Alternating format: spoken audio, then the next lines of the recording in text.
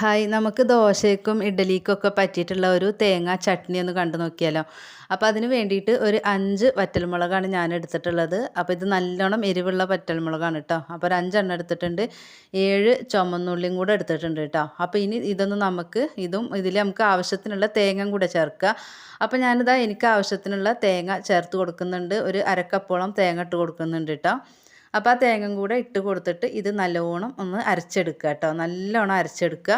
അപ്പോൾ അതിൽ 2-3 ടീസ്പൂൺ വെള്ളം കൂടെ ചേർത്തിട്ട് ഉപ്പും കൂടെ ചേർത്തിട്ട് വേണം കേട്ടോ. വെള്ളം പാകത്തിനുള്ള ഒരു 2-3 ടീസ്പൂൺ വെള്ളം കൂടെ ചേർത്ത് അരച്ചിട്ട് അതൊരു ബൗളിലേക്ക് മാറ്റിയിട്ടുണ്ട് കേട്ടോ. അരച്ചത് കണ്ടോ, ഇതുപോലെ നല്ല എരിവുണ്ട് കേട്ടോ. അപ്പോൾ അതിലേക്ക് വറ്റൽമുളക്, കടുക്, കറിവേപ്പില ഇതെല്ലാം കൂടിയിട്ട് ഒന്ന് വറവിട്ടിട്ട് നമ്മൾ ആ ഒരു അരച്ച് വെച്ച അരപ്പുണ്ടല്ലോ അതിലേക്ക് ഒഴിച്ചു കൊടുത്തിട്ട് നല്ലോണം മിക്സ് ചെയ്തെടുക്കുക. നല്ല അടിപൊളിയായിട്ടുള്ള ഒരു തേങ്ങ ചട്നിയാണ് കേട്ടോ.